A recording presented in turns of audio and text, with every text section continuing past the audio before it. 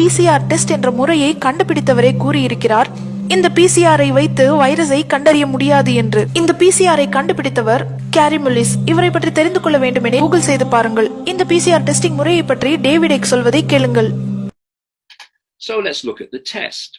The test they're using for coronavirus, they've never isolated it. They're testing for this genetic material.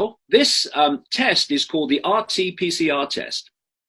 It was invented by a man called Kary Mullis in 1984. And he said this test should not be used to diagnose infectious disease. The man who invented the test. And what are they doing? They're saying we are testing for an infectious disease.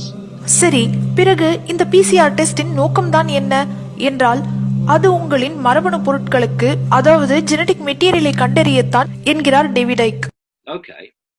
So then they start introducing this test, this PCR test, and they start testing, but they're not testing for COVID-19. It's never been isolated. They're testing for the genetic material. And lots of people have it, so lots of people test positive. இப்பொழுது இந்த genetic material என்றால் என்ன?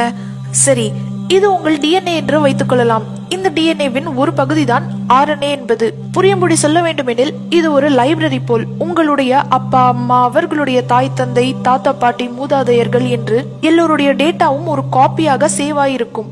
இது மட்டுமல்லாமல் நீங்கள் மற்றும் உங்கள் மூதாதையர்கள் சந்தித்த எல்லா நோய்கள் மற்றும் வைரஸ்களின் காப்பிகளும் இதில் ஸ்டோர் ஆயிருக்கும். For example malaria, dengue, cholera etcetera. மேலும் அதனை குணப்படுத்திக் கொள்ளும் ஃபார்முலாவும் அதில் ஸ்டோர் ஆயிருக்கும். இந்த நகல் வைரஸ்களால் உங்கள் உடம்பிற்கு எந்த ஒரு பாதிப்பும் ஏற்படாது. அது ஏனென்றால் நீங்கள் அதற்கு இம்யூன் ஆகிவிட்டீர்கள். சுருக்கமாக சொல்ல வேண்டுமெனில் இந்த ஜெனடிக் மெட்டீரியலில் உங்கள் மூதாதையர்களின் அனைத்து டேட்டாவும் இருக்கும். கண்களின் நிறம் முதல் அனைத்தும். இந்த PCR டெஸ்ட் இந்த ஜெனடிக் மெட்டீரியலை தான் கண்டறிகிறதே தவிர வேறில்லை. What they've got is a genetic material from the lungs of those people.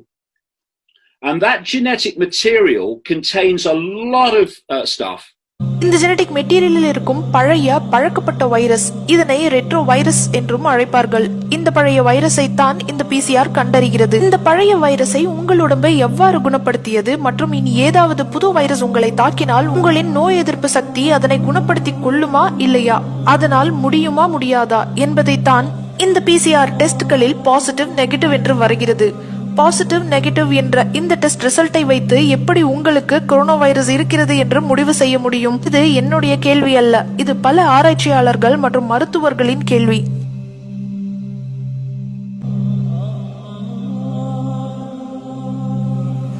சரி, இப்பொழுது டேவிட் எக் சொல்வதை தொடர்ந்து கேளுங்கள். Actually in vast numbers of people. It's not causing them illness, not making them sick, but it's part of their genetic makeup. And if you test for the genetic material, not COVID-19, they've never isolated it, then you're going to get a lot of positive tests, not for some virus, but for genetic material that's in that code that vast numbers of people have. இவர் சொல்வதை பார்த்தால் corona virus என்ற ஒரு நுண்கிருமியே இல்லை என்றல்லவா அர்த்தம்?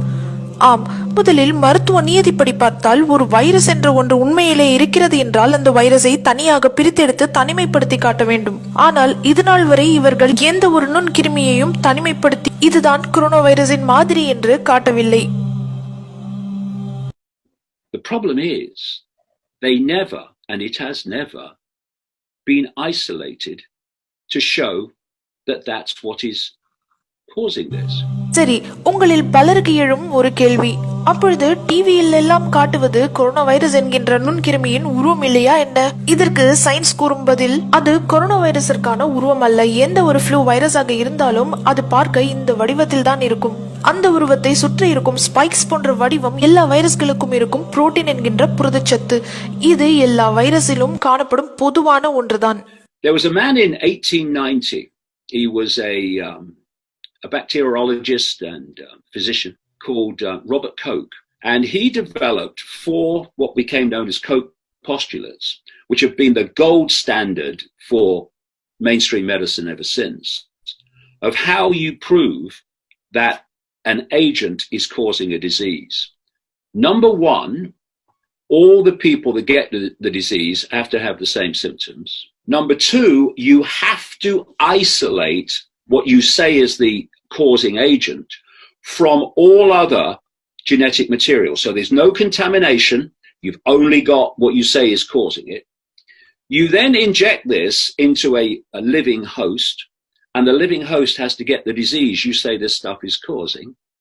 And then you have to take material from that living host, put it into another living host, and they have to get the same disease. At that point, with the Koch postulates, you've got pretty damning evidence that that is causing that. None of those things, not one of those postulates, has been done in relation to COVID-19. இப்பொழுது சொல்லுங்கள், corona வைரஸுக்கான டெஸ்டே பொய்யாக இருக்கும் பட்சத்தில் எதற்காக இவர்கள் blood sample சேகரிக்க